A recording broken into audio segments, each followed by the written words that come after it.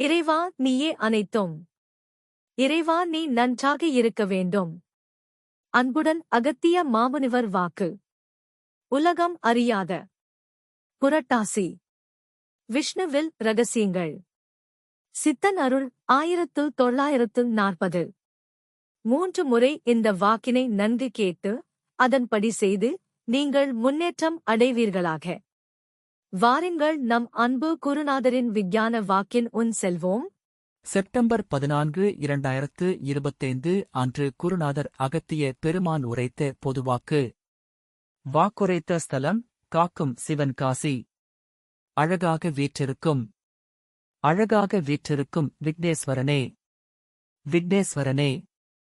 அழகாக பாய்ந்து அனைத்தும் சமமாக்கும் கங்கை தாயே. ஈசனே. மனதில் எண்ணி வாக்குகள் செப்புகின்றேன் அகத்தியனே. அழகாக எம்முடைய ஆசிகள். உண்மைதனே தெரியாமலும் மக்கள் பல வழிகளிலும் திரண்டு திண்டாடுவார்கள். ஏன் எதற்கு என்றெல்லாம் தெரியாமலும். ஆனாலும் இங்கு பல வகையிலும் கூட ஏன் எதற்கு பின் தொழுகின்றோம்.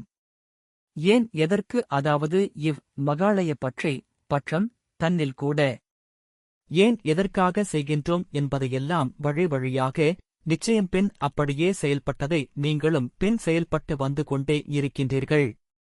இளவரசி. லோபாமுத்திரையும் அழகாகவே பல வகையிலும் கூட பல எண்ணற்ற கண்டுபிடிப்புகளையும் அவற்றை இப்பொழுது சொல்கின்றேன்.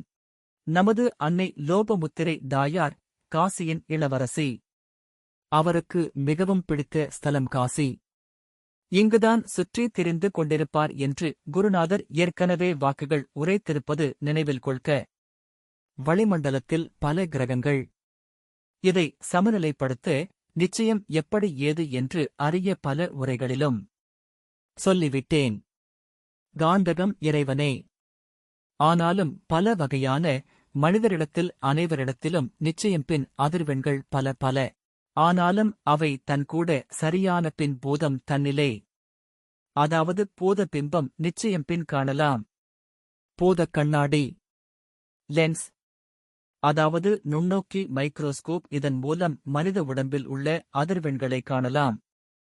அதையெல்லாம் பிம்பத்தை கண்டுபிடிக்க லோபா முத்திரை பல வழிகளிலும் கூட பாடுபட்டு அதனை நிரூபிக்க, அதாவது குறித்தான பின் இவை தன் உண்மைதனை நிலை அறிந்து அப்பனே பல வகையிலும் கூட. இதனால் குறி அறிந்தும் புரிந்தும் பின் துகளாகவே இறைவனிடத்தில், அதாவது காந்தகமிடத்தில் பல வகையிலும் கூட பல பல கதிர்வீச்சுக்கள் எவ்வாறு என்பதும் சுற்றிக் கொண்டே இருக்கும்.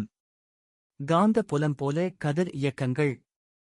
இதில் இக்குறி துகள் கதிரியக்கங்கள் பலமாகவே நிச்சயம் பின் மேலே, அதாவது பின் சுற்றிக் கொண்டே கிரகங்களுக்கும் நட்சத்திரங்களுக்கும், அதாவது இறைவன் என்ற காந்தகத்திலிருந்து கதிர்வீச்சுக்கள் வெளிப்பட்டு நட்சத்திரங்களுக்கும் கிரகங்களுக்கும் மேலே பட்டு பிரதிபலித்துக் கொண்டே இருக்கும். சுற்றி சுற்றி வட்டம் வட்டமாக பல கோடி வேகத்திலே சுற்றிக் கொண்டிருக்கும். இதை யாராலும் கணிக்க முடியாது. நிச்சயம் அவ்வாறாக கணிக்கவும் தகுந்த வாய்ப்பாடு உள்ளது.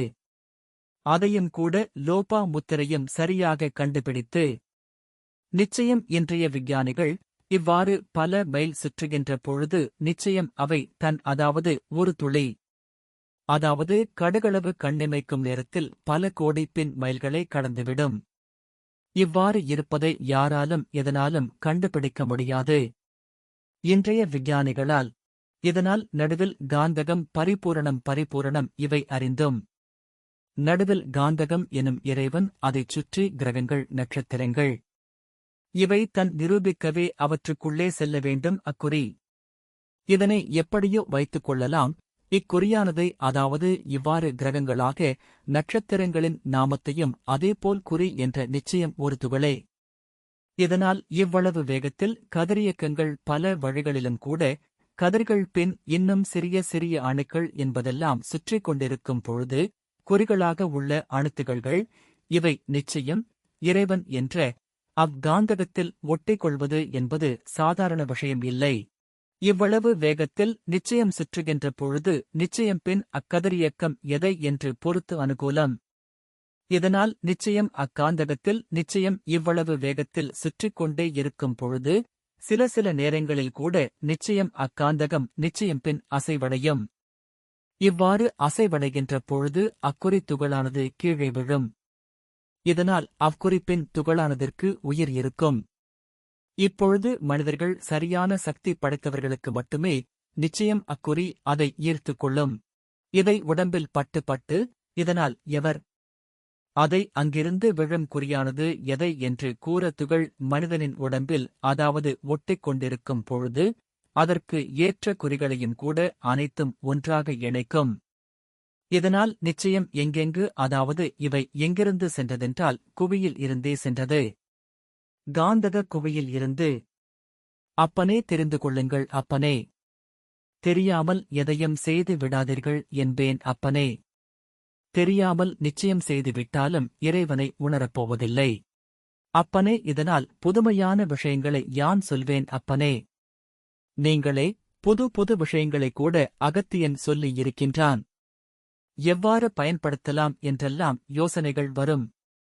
ஆனாலும் அப்பனே யோசனைகள் வருவதற்கும் சில புண்ணியங்கள் வேண்டும். புண்ணியத்தை கூட வரும் காலத்தில் யானே புகுத்துவேன் நீங்கள் கேட்காவிடிலும் கூட அப்பனே. இதனால் நிச்சயம் தன்னில் கூட அக்குறி துகளானது அப்பனே நிச்சயம் அக்குறியானது அப்பனே பலவற்றாக பல்வேறாக பிரியுமப்பா. அப்பனே 1 2 அப்பனே இதற்கு பல பெயர்கள் பின் வைத்துக் கொள்வோம் அப்பனே. இதனால் அக்குறி துகள் பின் அங்கங்கு பிரிந்து கிடக்கின்ற பொழுது நிச்சயம் மனித உடம்பில் அதிக சக்திகள் இருக்கின்ற பொழுது நிச்சயம் ஒட்டும். இதனால் ஏற்கனவே பல சொந்தங்கள் மனிதனிடத்தில் நிச்சயம் இருக்குமப்பா. இதனைப் பொறுத்தே சொந்த பந்தங்கள் கூட திருமணங்களும் இன்னும் தாய் தந்தையர் என்றெல்லாம் தீர்மானிக்கப்படுகின்றது. இவையெல்லாம் அனைத்தும் இறைவனால் தீர்மானிக்கப்பட்டவை என்பவை எல்லாம் உங்களுக்கு தெரியும். ஆனாலும் எப்படி தீர்மானிக்கப்பட்டது என்பதையெல்லாம் தெரியாதப்பா. இதற்கு பல வகையிலும் கூட கருவிகள் தேவைப்படுகின்றது. பின் இளவரசியான லோபா முத்திரை அறிந்தும் பல வகையான கண்டுபிடிப்புகளால். ஏனென்றால் காந்தகம் அப்பனே பல வகையான ஆங்காங்கு பிரிந்து கிடக்கும். இதேபோல் அப்பனே இறைவன் ஏன் அப்பனே? இறைவன் பல்வேறு அவதாரமாக பல்வேறு நாமங்களாக பல்வேறு இடங்களில் பரவி பறந்து விரிந்து கிடக்கின்றார். பின் ஆனாலும் இறைவன் ஒருவனே. ஏன் இவ்வளவு அவதாரங்கள்? ஏன் எதற்குப் பின் இத்தனை பூஜைகள்? ஏன் இத்தனை மந்திரங்கள்? என்பதை எல்லாம் வரும் காலத்தில் யான் செப்புவேன் அப்பனே. இதை சரியாக ஒவ்வொன்றாக புரிந்து கொண்டு நடந்து கொள்ள வேண்டும். அப்பொழுது நீங்கள் எதைச் செய்தாலும் வெற்றியாகும். கலியுகம் அப்பனே அழிவுக்காலம் என்பதை எல்லாம் சொல்லிக் கொண்டே வந்து கொண்டே இருக்கின்றேன். நிச்சயம் பாவம் செய்து மனிதர்களே இங்கு அதிகமாக பிறக்கின்றார்கள். பாவம் செய்தவர்கள் உண்மையாக இருந்தாலும் அவை பொய் என்றே சொல்வார்கள். அவர்களையும் கூட மாற்றி புண்ணிய நிலையை பெற செய்து புண்ணிய நிலை நிச்சயம் பெற்றால் மட்டுமே பல உண்மைகள் தெரியுமப்பா. இல்லையென்றால் குழப்பிக் கொண்டே இருக்க வேண்டியதுதான். வாழ்க்கையில் பின் கஷ்டங்கள் வந்து கொண்டேதான் இருக்க வேண்டியதுதான். இதனால் பரிசுத்தமாக குறித்துகள் சொன்னேனே அப்பனே அவை நிச்சயம் ஓரிரு இடங்களிலே விழும் அப்பா. பல முக்கியமான பல வகையான பின் புண்ணிய தீர்த்தங்களில் கூட. அவற்றுக்கெல்லாம் ஈர்க்கும் சக்தி. முதலில் அப்பனே வருபவை கங்கை நதியே என்பேன் அப்பனே.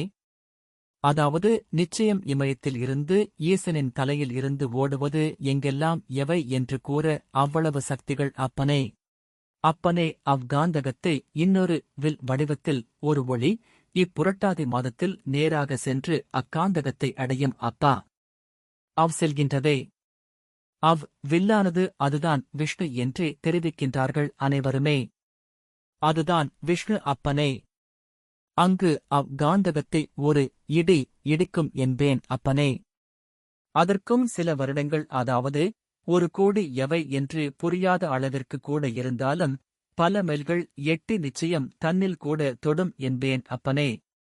அவை தொட்டுவிட்டு மீண்டும் திரும்புகின்ற பொழுது அதாவது சொன்னேனே குறித்துகள் என்று அவை நிச்சயம் குறித்துகள்கள் மீண்டும் அவை இடிக்கின்ற பொழுது அங்கு நிச்சயம் தன்னில் கூட அக்காந்தகத்தில் பின் ஒட்டிக் கொண்டிருக்கும் அல்லவா. அவை தான் கூட திரும்பி பூலோகத்தில் வருமப்பா. அப்பனே இதைத்தான் அப்பனே ஆன்மாக்கள் என்று வைத்துக் கொள்ளலாம். அதனால்தான் நிச்சயம் உங்களை அதாவது உடம்பை தியானங்கள் இன்னும் தவங்கள் யோகாசனங்கள் மனதை கட்டுப்படுத்தி இன்னும் இயற்கை உணவுகளை உட்கொண்டு இறைவன் எப்பொழுதும் செப்பிக் கொண்டு இருந்தாலே அவை இடித்தாலும் நிச்சயம் கீழே வராதப்பா. உடம்பை சரி இல்லாமல் வைத்துக் கொண்டாலும் அணுக்குறித்துகள் மீண்டும் கீழே விழுந்து விடுமப்பா. இதனால் மீண்டும் பிறப்பெடுத்துவிடும்.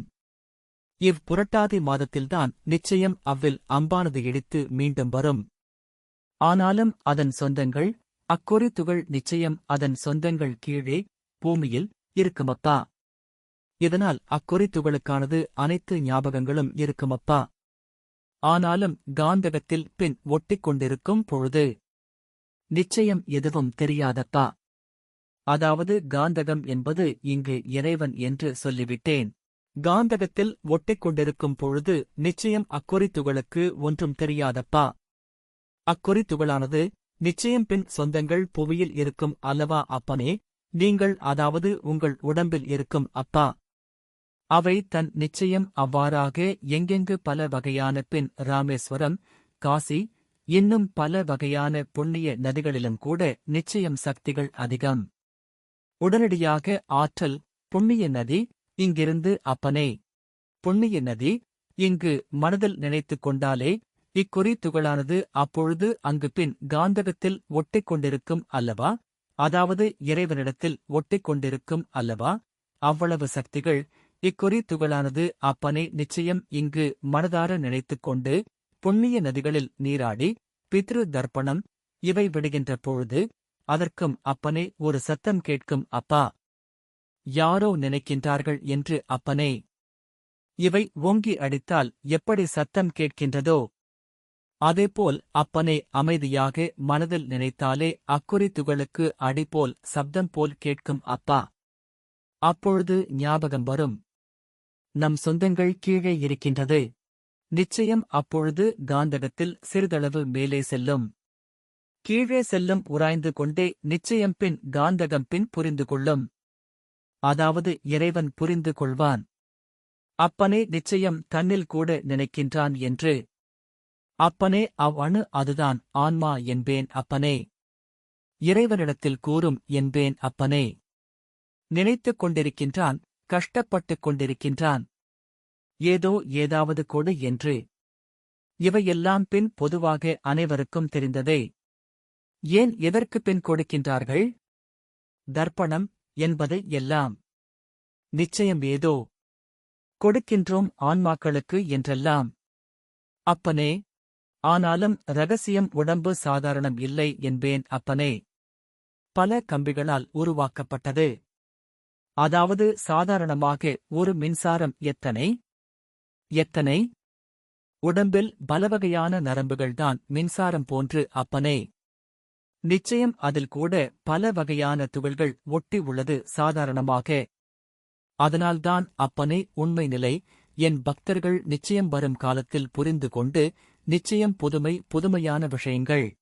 ஏனென்றால் அப்பனே மனிதன் அதாவது கலியுகத்தில் மற்றவனை அழைத்துக் கொண்டே இருக்கின்றான் அவை இவை என்றெல்லாம் சொல்லி. ஆனாலும் உண்மை நிலையை யாங்கள் தெரிவிப்போம் அப்பனே. யார் எதைச் செய்தாலும் எத்தடங்கல் கொடுத்தாலும் அதை எல்லாம் அடித்து புது விஷயங்களைக் கூட வரும் சந்ததிகளுக்கு எடுத்துச் செல்வோம் என்போம் அப்பனே. நிச்சயம் அப்பனே ஒருவன் ஆனாலும் சரி. பல கோடி பேர்கள் பிழைப்பார்களப்பா. சித்தர்களின் வாக்குகளை தடுப்பவர்களுக்கு இதனால் அப்பனே நிச்சயம் தண்டனைகள் உண்டு அப்பனே சித்தர்கள்.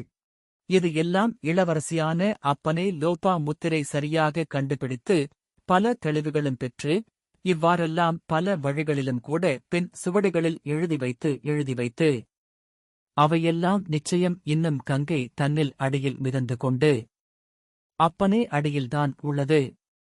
அப்பனே உண்மை சுவடிகள் எப்பொழுதும் அழியாதப்பா. அமாவாசை திதிகளில் கூட ஏன் இவை எல்லாம் பின் தர்ப்பணம் இடுகின்றோம் என்றால் இதற்குத்தான் காரணம் என்பேன் அப்பனே. ஏனென்றால் கதிரியக்கம் அதிகமாக இருக்குமப்பா அமாவாசை திதிகளில் கூட.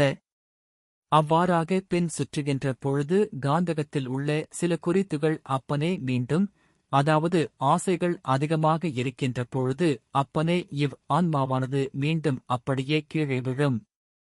அதேபோலத்தான் சக்திகள் இல்லாது ஒட்டிக்கொள்ளும் குறித்துகள் மீண்டும் கீழே விழுந்துவிடும்.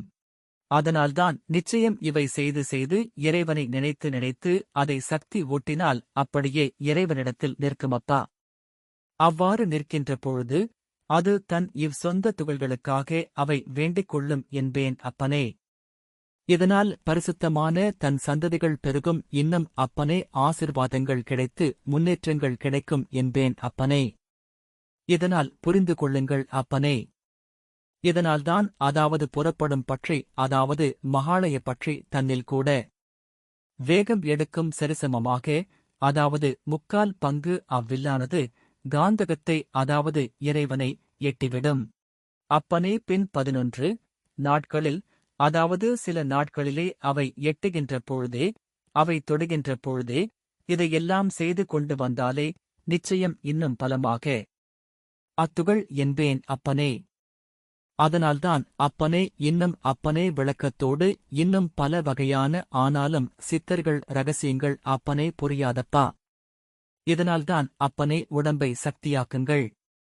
அப்பனே இயற்கை உணவுகளையும் கூட சரியாகவே உட்கொண்டாலே இதனால் குறைகள் இல்லை அப்பனே. நிச்சயம் தன்னில் கூட எம்முடைய ஆசிகள்.